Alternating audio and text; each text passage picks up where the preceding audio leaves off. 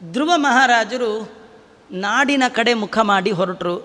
ನಾರದರು ಹೋಗಿ ಅವರ ಅಪ್ಪಂಗೆ ಹೇಳಿಬಿಟ್ಟಿದ್ರು, ನಿನ್ನ ಮಗ ಧ್ರುವ ದೇವರನ್ನು ನೋಡಿದ, ಬೇಕಾದ ವರ ಪಡೆದಿದ್ದಾನೆ, ಮನೆ ಕಡೆ ಬರ್ತಾ ಇದ್ದಾನೆ, ಅವನನ್ನು ಸ್ವಾಗತ ಮಾಡಲಿಕ್ಕೆ ಹೋಗು. ವಿಷ್ಣು ಭಕ್ತ, ಭಗವಂತನನ್ನು ಪ್ರತ್ಯಕ್ಷ ಮಾಡ್ಕೊಂಡಿದ್ದಾನಪ್ಪ. ಫಾರಿನಿಂದ ಬಂದ್ರೇ ಮಿಡ್ ನೈಟ್ ಹೋಗಿ ಹುಡ್ಕೊಂಡು ಬರ್ತೀರಿ. ಇವನು ಫಾರಿನ್ ರಿಟರ್ನ್ ಅಲ್ಲ, ವೈಕುಂಠ ರಿಟರ್ನ್.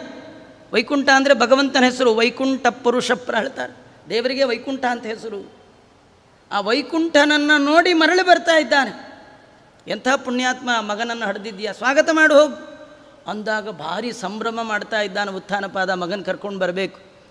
ಅವನ ತಲೆಯಲ್ಲಿ ಒಂದು ಯೋಚನೆ ಬಂತು, ಈಗ ನಾನೊಬ್ಬನೇ ಹೋದರೆ ಖಂಡಿತ ಧ್ರುವ ಬರೋಲ್ಲ. ಅವನು ಅವರಮ್ಮನ್ನೇ ಹುಡುಕ್ತಿರ್ತಾನೆ. ಇದು ಒಳ್ಳೆಯ ಟೈಮ್, ಅವರಮ್ಮನ್ನು ಕರೆದು ಬಿಡೋಣ ಅಂಥೇಳಿ ಅವರಮ್ಮನಿಗೆ ಬಂಗಾರದ ರಥವನ್ನು ಯಾರು ಹೊರಗಿಟ್ಟಿದ್ದ ಮಗ ಭಗವತ್ ಭಕ್ತ ಆಗಿದ್ದೇ ತಡ ಎಲ್ಲ ಬಂಧು ಬಾಂಧವರು ಹತ್ತಿರ ಬರ್ತಾರಂತೆ. ಹೀಗಾಗಿ ತಾಯಿಗೆ ಬಂಗಾರದ ರಥವನ್ನು ಕಳಿಸಿದ್ದಾನೆ. ದೂರದಲ್ಲಿ ನಿಂತು ಸುರುಚಿ ಗಂಡನ ಕೇಳ್ತಾಳೆ, ನಾನು ಬರಲ್ಲ ಅಂತ. ಅವಳಿಗೆ ಒಳಗೆ ಅಳುಕು, ನಾನೇ ಬೈದದ್ದು, ನಾನೇ ಎಳೆದು ಬಿಟ್ಟಿದ್ದು, ಈಗ ದೇವರು ಬೇರೆ ನೋಡ್ಕೊಂಡು ಪವರ್ಫುಲ್ಲಾಗಿ ಬರ್ತಾ ಇದ್ದಾನೆ, ಏನಾದ್ರು ಶಾಪ ಗಿಪ್ಪ ಕೊಡ್ತಾನೆ, ಏನಾದರೂ ಆಗಲಿ, ಶಾಪ ತೊಗೊಂಡ್ರು ಭಗವಂತನ ಭಕ್ತರ ಕೈಲಿ ತೊಗೊಳ್ಳೋಣ, ಉದ್ಧಾರ ಆಗ್ತೀನಿ, ಹಿಂಗೆ ಹೊರಟ್ಲು ಅವಳುವೆ. ಕಡೆಗೆ ಸುರುಚಿ ಸುನೀತಿಯಿಂದ ಕುಡಿದ ಉತ್ಥಾನಪಾದ ರಾಯ ಧ್ರುವನ್ ನೋಡ್ಲಿಕ್ಕೆ ಹೊರಟಿದ್ದಾನೆ.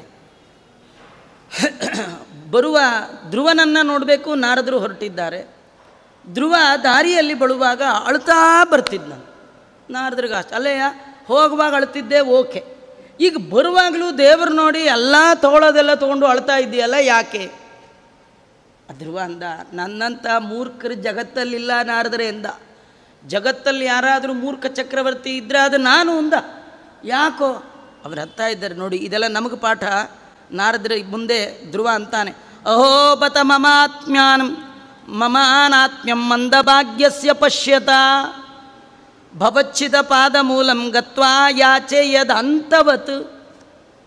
ಸಂಸಾರ ರೋಗವನ್ನೇ ಪರಿಹಾರ ಮಾಡುವ ಭಗವಂತನ ದರ್ಶನ ಮಾಡಿದ ನನ್ನಷ್ಟು ಮಾಡಿಯೂ ಆ ದೇವರಲ್ಲಿ ಕೇಳಬೇಕಾದ್ದನ್ನು ಕೇಳದೆ ಅಂತವತು ಕೊನೆಗೊಳ್ಳುವ ಅಧಿಕಾರವನ್ನೇ ಕೇಳಿದನೇ ವಿನ ಭಗವಂತನ ಪಾದದಲ್ಲಿ ಭಕ್ತಿ, ಅವನ ವಿಷಯಕ ಜ್ಞಾನ, ಅವನನ್ನು ಬಿಟ್ಟು ಉಳಿದದ್ದರಲ್ಲಿ ವೈರಾಗ್ಯ ಕೇಳಬೇಕಿತ್ತು, ಅದು ಕೇಳಲೇ ಇಲ್ಲ ಅಂದ. ಇದರ ತಾತ್ಪರ್ಯ ಏನಂದರೆ, ದೇವರಲ್ಲಿ ಜ್ಞಾನ ಭಕ್ತಿ ವೈರಾಗ್ಯ ಕೇಳುವುದಕ್ಕಿಂತಲೂ ದೊಡ್ಡದ್ದು ಯಾವುದೂ ಅಲ್ಲ ಅಂತ ತೋರಿಸ್ಕೊಡ್ತಾ ಇದ್ದಾನೆ.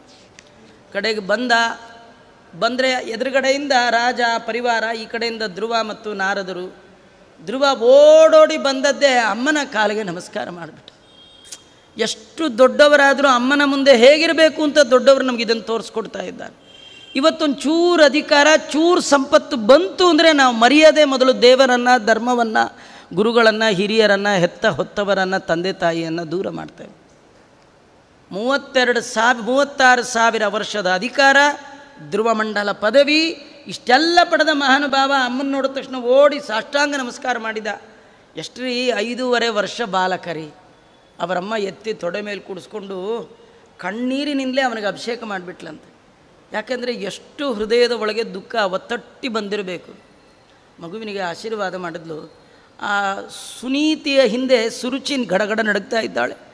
ನೆಕ್ಸ್ಟು ಇವನ ಕಣ್ಣು ನನ್ನ ಮೇಲೆ ಬೀಳುತ್ತೆ, ಏನಾಗುತ್ತೋ ಏನು ಕತೆ. ಹೀಗೆ ನೋಡ್ದ ಚಿಕ್ಕಮ್ಮ ಓಡಿ ಹೋಗಿ ಚಿಕ್ಕಮ್ಮನ ಕಾಲ್ಗೂ ಬಿದ್ದ. ಅವಳು ಗಳಗಳ ಶುರು ಮಾಡಿಬಿಟ್ಲು. ಅಲ್ಲೋ, ನಂಗೆ ಏನಾದ್ರು ಶಾಪ ಗೀಪ ಕೊಡು, ನನ್ನ ಮೇಲೆ ಏನು ಬೇಜಾರಿಲ್ವಾ ಅಂದ್ಲು. ನಿನ್ನಿಂದಲೇ ನಾನು ಉದ್ಧಾರ ಆಗಿದ್ದು. ಅವತ್ತು ನಾ ಬಂದಾಗ ನೀನು ಒಂಚೂರು ಸೈಡ್ ಮಾಡಿ ಸೀಟ್ ಕೊಟ್ಬಿಟ್ಟಿದ್ರೆ ಇವತ್ತು ಈ ಸೀಟು ನನಗೆಲ್ಲಿ ಸಿಗ್ತಿತ್ತು. ದೇವರ ದಯ ಎಲ್ಲ ಆಗ್ತಿತ್ತು. ಸಣ್ಣ ವಯಸ್ಸಿನಲ್ಲಿ ಆಗುವ ಮಾನಾಪಮಾನ ಸೋಲುಗಳೇ ಜೀವನದ ಎತ್ತರಕ್ಕೆ ಕಾರಣ. ನಮ್ಗೆ ಯಾವ ಸಣ್ಣ ವಯಸ್ಸಲ್ಲಿ ಹೇಳೋರಿಲ್ಲ, ಕೇಳೋ ಸುನೀತಿ ಅಂತ ತಾಯಿ ಇಲ್ಲ, ಎಂಥದ್ದಿಲ್ಲ, ಅವ್ಯವಸ್ಥೆ ನಮಗೆ. ಅವನಂತಾನೆ, ಚಿಕ್ಕಮ್ಮ ನಿನ್ನಿಂದಲೇ ಉದ್ಧಾರ ಅಂತಂದ. ಕಡೆಗೆ ಅವನಿಗೆ ಒಂದು ಆನೆ ಮೇಲೆ ಕುಡಿಸಿ ಮೆರವಣಿಗೆ ಮಾಡಿದ್ದಾರೆ. ಅವನು ಮದುವೆ ಆಗೋ ಸಂದರ್ಭ ಬಂದಾಗ ಸ್ವಯಂ ಶಿಂಶುಮಾರ ರೂಪಿ ಪರಮಾತ್ಮ ತನ್ನ ಮಗಳಾಗಿರ್ತಕ್ಕಂಥ ಭ್ರಮಿಯನ್ನು ಕೊಟ್ಟು ಮದುವೆ ಮಾಡಿದ. ಆ ಮದುವೆ ಸಂದರ್ಭದಲ್ಲಿ ವಾಯುದೇವರು, ನನಗೂ ಒಬ್ಬಳು ಮಗಳಿದ್ದಾಳೆ, ಇಂಥ ವೈಷ್ಣವ ವರ ಎಲ್ಲಿ ಸಿಗಬೇಕು, ನನ್ನ ಮಗಳು ಇಳ ಅಂತ ಅವಳನ್ನು ಇವನಿಗೆ ಕೊಡ್ತೀನಿ ಅಂತ. ಧ್ರುವನಿಗೆ 2 ಹೆಂಡತಿ, ಒಂದು ಭಗವಂತನ ಮಗಳು, ಇನ್ನೊಂದು ವಾಯುದೇವರ ಮಗಳು. ಅಂದರೆ ಮಾವ. ಧ್ರುವನಿಗೆ ಮಾವ ಯಾರಂದರೆ ಪರಮಾತ್ಮ ಒಂದು, ಇನ್ನೊಂದು ವಾಯುದೇವ. ಬರೀ MP ಮಾವ ಇದ್ದಳಿ ಅಂದ್ರೆ ನಡೆಯೋದೇ ಕಟ್ಟ. MP ಅಲ್ಲ ಇವನು. ಇವನು ಪ್ರಧಾನಮಂತ್ರಿ, ಮುಖ್ಯಮಂತ್ರಿ, ಪ್ರಧಾನಮಂತ್ರಿಗಳು ಯಾರು? ವಾಯುದೇವರು. ಇಡೀ 14 ಲೋಕದ ಪ್ರಧಾನಮಂತ್ರಿಗಳವರು. ಅವರಿಗೆ ರಾಜಾದಿರಾಜನಾದವ ಯಾರು? ಭಗವಂತ. ಅಂಥವನನ್ನು ಅಳಿಯ, ಒಬ್ಬನೇ ಅಳಿಯ ಅಂದರೆ ಇವ ಹೇಗಿರಬೇಡ, ಇವನು ಎಂದು ಅಹಂಕಾರ ದುರಹಂಕಾರ ಇಲ್ಲೇ ಇಲ್ಲ. 36,000 ವರ್ಷ ನಿಷ್ಕಳಂಕ ಪೃಥ್ವಿಯನ್ನು ಆಳಿದ ಮಹಾನುಭಾವನಾದ ಧ್ರುವ ಮಹಾರಾಜ ತನ್ನ ಯೋಗ ಭೋಗ ಪ್ರಾರಬ್ಧ ಮುಗೀತು ಅಂತ ಗೊತ್ತಾಗಿ ಸ್ವಲ್ಪ ಅಂತ್ಯಕಾಲ ಇರುವಾಗ ತನ್ನ ಮಗನಿಗೆ ಪಟ್ಟಾಭಿಷೇಕವನ್ನು ಮಾಡಿ ತಾನು ಬದರಿ ವಿಶಾಲಕ್ಕೆ ಹೋದನಂತೆ. ಇವತ್ತೇನು ಬದರಿಕಾಶ್ರಮ, ಬದರಿಗೆ ಅಲ್ಲಿ ಹೋದನಂತೆ. ಅಲ್ಲಿ ಹೋಗಿ ತನ್ನ ಅಂತ್ಯಕಾಲದಲ್ಲಿ ಭಗವಂತನ ಸ್ಮರಣೆ ಮಾಡ್ತಾ ಇದ್ದಾನೆ. ಒಂದಿನ ಅವನ ಕಣ್ಣೆದುರಿಗೆ ಒಂದು ಪುಷ್ಪಕ ವಿಮಾನ ಬಂದಿದೆ. ದೇವದೂತರು ಇಳಿದಿದ್ದಾರೆ, ಕೈ ಮುಗಿದಿದ್ದಾರೆ. ಅವನಿಗಂತ ಇದ್ದಾರೆ, ಸಣ್ಣ ವಯಸ್ಸಿನಲ್ಲಿ ನೀವು ದೇವರ ಪ್ರತ್ಯಕ್ಷ ಮಾಡಿಕೊಂಡಿದ್ರಿ. ದೇವರು ಹೇಳಿದ್ದ 36,000 ವರ್ಷ ಆದಮೇಲೆ ಧ್ರುವ ಮಂಡಲಕ್ಕೆ ಬರಬೇಕು ಅಂತ. ಆ ಭೋಗ ಇಲ್ಲಿದು ಮುಗೀತು, ಇನ್ನು ಅಲ್ಲಿಗೆ ಬರಬೇಕು, ತಾವು ದಯಮಾಡಿಸಿ ಅಂತ. ಧ್ರುವ ಆಯಿತು ಭಗವಂತನ ಆಜ್ಞೆ ಅಂತ ವಿಮಾನಕ್ಕೆ ಪ್ರದಕ್ಷಿಣೆ ಮಾಡಿ ಒಳ ಹೊಕ್ಕು ನೋಡ್ದ. ಮತ್ತೀಚೆಗೆ ಬಂದುಬಿಟ್ಟ. ಅವರಂದ್ರು, ಯಾಕೋ ಈಚೆಗೆ ಬಂದ್ರಲ್ಲ, ಹೊರಡಬೇಕು, ಹೊತ್ತಾಗತ್ತೆ. ಇಲ್ಲ, ನಾನು ಬರೋಲ್ಲ. ಯಾಕೆ? ಇಲ್ಲ, ಇದ್ರೊಳಗೆ ಒಂದೇ ಒಂದು ಸೀಟ್ ಇದೆಯಲ್ಲ, ಇನ್ನೊಂದು ಸೀಟ್ ಬೇಕು ಅಂದ. ಯಾರು? ನಮ್ಮಮ್ಮ ಬರದೆ ನಾನು ಬರೋಲ್ಲ ಅಂದ. ನಮ್ಮಮ್ಮನಿಗೆ ಜಾಗ ಇದ್ದರೆ ಬರ್ತೀನಿ ಅಂದ. ಎಂಥ ಅದ್ಭುತ ಈ ಕತೆ. ಅವನಂತಾನೆ, ನನ್ನ ಈ ಎತ್ತರಕ್ಕೆ ಕಾರಣ ಅಂದು ನಮ್ಮಮ್ಮ ಹಾಕಿ ಕೊಟ್ಟಂಥ ನೀತಿ ಮಾರ್ಗ. ಅದಕ್ಕೆ ಅವರಂದರು, ನಿಮ್ಮಮ್ಮನಿಗೆ ನಿನಗಿಂತ ಮುಂಚೆನೇ ಮೋಕ್ಷ, ಅವಳು ಹೊರಟ ಆಯ್ತು ನೋಡಲ್ಲಿ ಅಂತ ತೋರಿಸಿದ್ರು. ಯಾಕೆಂದರೆ ಯಾವತ್ತು ನಿನಗೆ ಕಾಡಿನ ಕಡೆ ಮುಖ ಮಾಡಿ ದೇವರನ್ನು ನೋಡು ಅಂತ ಕಳಿಸಿದ್ಲೋ ಅವತ್ತೇ ಅವಳಿಗೆ ಫಿಕ್ಸ್ ಆಯಿತು. ದೇವರಿಗಾಗಿ ಮಗನನ್ನು ಮೀಸಲಿಟ್ಟಿದ್ದಾಳೆ. ಧರ್ಮಕ್ಕಾಗಿ, ದೇವರಿಗಾಗಿ, ದೇಶಕ್ಕಾಗಿ ಯಾರು ಮೀಸಲಿಡ್ತಾರೆ ಅವರಿಗೆ ಭಗವಂತನ ಅನುಗ್ರಹ ಹಾಗೇ ಆಗುತ್ತೆ ಅಂತ ತೋರಿಸ್ತಾ ಇದ್ದಾರೆ. ಧ್ರುವನ ಕಥೆ ಹೀಗೆ ಅತ್ಯದ್ಭುತವಾಗಿ ವರ್ಣಿತವಾಗಿರ್ತಕ್ಕಂಥದ್ದು. ನಮಗೆಲ್ಲ ಈ ಕಥೆ ಕೇಳುವಾಗ ಖುಷಿ ಆಗುತ್ತೆ. ಆಚಾರ್ಯ 5 ತಿಂಗಳಿಗೆ ದೇವರು ಒಲಿಯೋದಾದರೆ ಏನಾದ್ರು ಮಾಡಿ ನಾವು ಒಂದು 5 ತಿಂಗಳು ಮಾಡೋಣ ಅಂತ ಅನಿಸುತ್ತೆ ಅಲ್ವಾ? ಆದರೆ ಯೋಚನೆ ಮಾಡಿ, ಅವನಿಗೆ 5 ವರ್ಷ ಆಗಿದ್ದಾಗ 5 ತಿಂಗಳು ಮಾಡಿದ. ನಮ್ಗೆ 50 ವರ್ಷ ಆದಾಗ 8 ತಿಂಗಳು ಮಾಡಬೇಕು? ನಮಗೆಲ್ಲ ಲೆಕ್ಕನೇ ಇಲ್ಲ ರೀ. ಮತ್ತು ಕೇವಲ 5 ತಿಂಗಳಿಗೆ ದೇವರ ಅನುಗ್ರಹ ಅಲ್ಲ, ಅವನದು ಕಥೆ ಬೇರೆ ಇದೆ ಅಂತಾರೆ. ಅವನು ವಿಷ್ಣು ಶರ್ಮ ಅನ್ನುವ ಬ್ರಾಹ್ಮಣನಾಗಿದ್ದ. ಆ ಜನ್ಮದಲ್ಲಿ ಮಾಡಬೇಕಾದ ಎಲ್ಲವನ್ನೂ ಮಾಡಿದ್ದ. 5 ತಿಂಗಳ ಭಗವಂತನ ಆರಾಧನೆ ಮಾತ್ರ ಬ್ಯಾಲೆನ್ಸ್ ಇತ್ತು. ಭಗವಂತ ಜನ್ಮಾಂತರದಲ್ಲಿ ಅವನ ಕಡೆಯಿಂದ ಮಾಡಿಸಿ ಉತ್ತಮವಾದ ಗತಿಯನ್ನು ಕೊಟ್ಟ ವಿನಃ ಕೇವಲ 5 ತಿಂಗಳಿಗೆ ದೇವರ ದರ್ಶನ ಅಂತ ತಿಳ್ಕೊಳ್ಬಾರ್ದು ಅಂತ ಹೇಳ್ತಾ ಇದ್ದಾರೆ. ಇಂಥ ಧ್ರುವನ ವಂಶದ ಕಥೆಯನ್ನು ವಿಸ್ತಾರವಾಗಿ ಹೇಳ್ತಾ ಇದ್ದಾರೆ. ಧ್ರುವನ ಮಗ ವತ್ಸರ ಅಂತ, ಅವನ ವಂಶದಲ್ಲಿ ಅನೇಕ ರಾಜರು ಬಂದಿದ್ದಾರೆ. ಒಬ್ಬ ರಾಜ ಅಂಗ ಅಂತ, ಅವನ ಹೆಸರೇ ಅಂಗ. ನಾವು ಮಹಾಭಾರತದಲ್ಲಿ ಕರ್ಣನಿಗೆ ಒಂದು ರಾಜ್ಯದಲ್ಲಿ ದುರ್ಯೋಧನ ಪಟ್ಟಾಭಿಷೇಕ ಮಾಡ್ತಾ ಅಂತಾರೆ. ಅದು ಯಾವ ರಾಜ? ಅದು ಅಂಗರಾಜ್ಯ. ಅದರ ಅಧಿಪತಿ ಇವನು. ಇವನ ಹೆಸರಿನಿಂದಲೇ ಆ ರಾಜ್ಯಕ್ಕೆ ಆ ಹೆಸರು. ಒಂದು ದೇಶ, ಒಂದು ರಾಜ್ಯಕ್ಕೆ ಒಬ್ಬ ವ್ಯಕ್ತಿಯ ಹೆಸರನ್ನೇ ಇಡಬೇಕಾದ್ರೆ, ಒಂದು ರಸ್ತೆಗೆ ಒಬ್ಬರ ಹೆಸರಿಡಬೇಕಾದ್ರೆ ಅವರೆಷ್ಟು ಪ್ರಸಿದ್ಧರಾಗಿರಬೇಕು. ಇಡೀ ರಾಜ್ಯಕ್ಕೆ ಅವನ ಹೆಸರಿತ್ತು ಅಂದರೆ ಅವನು ಎಷ್ಟು ಉತ್ತಮ. ಅಂಗರಾಜನಿಗೆ ತುಂಬ ವರ್ಷ ಆದರೂ ಮಕ್ಕಳಾಗಿರಲಿಲ್ಲ. ಅವನು ಯಜ್ಞ ವಿಶೇಷವನ್ನು ಮಾಡಿದ, ಮಕ್ಕಳಾದರು. ಆದರೆ ಹುಟ್ಟಿದ ಮಗ ಮಹಾಪಾಪಿ. ಅವನ ಹೆಸರು ಏನು ಅಂತ ಹೇಳಲ್ಲ, ವೇನ ಅಂತ ಹೇಳ್ತಾರೆ. ವೇನ ಅಂದರೆ ಪೀಡೆ ಅಂತ.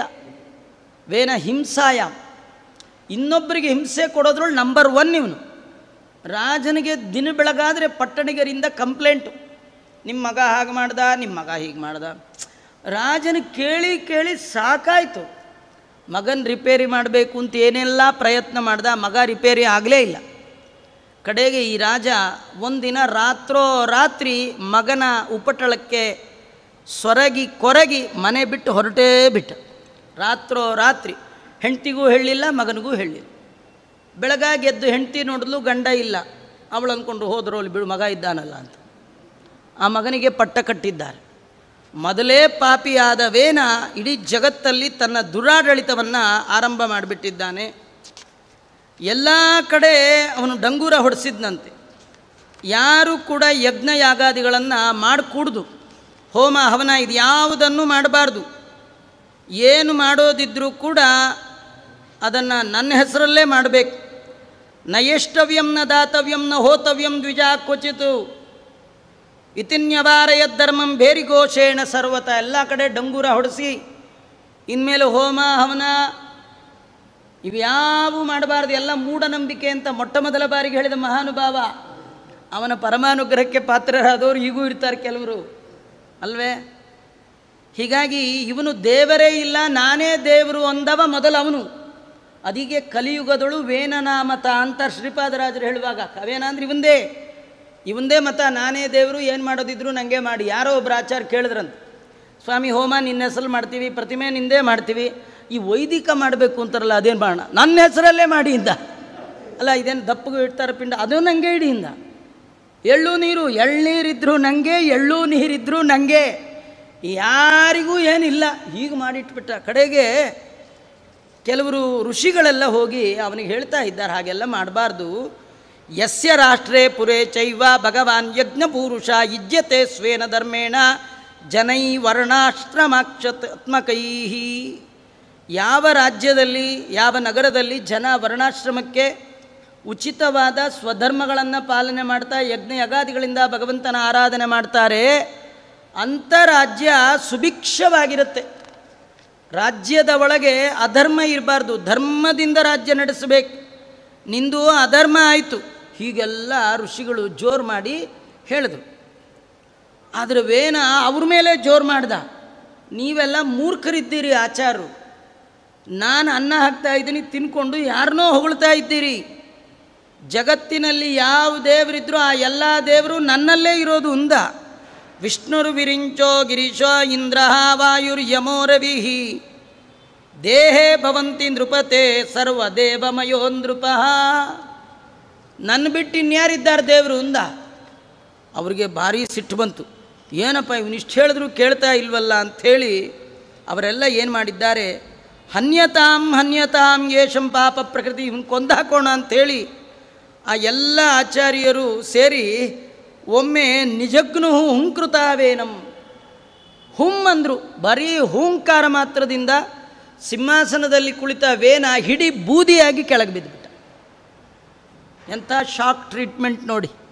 ಸುಮ್ಮನೆ ಒಮ್ಮೆ ಬ್ರಾಹ್ಮಣರು, ತಪಸ್ವಿಗಳು, ಜ್ಞಾನಿಗಳು ಅವನನ್ನು ನೋಡಿ ಅಂದರು, ತಾಕ್ ಸುಟ್ಟು ಬೂದಿ ಆಗಿಬಿಟ್ಟಿದ್ದಾನೆ.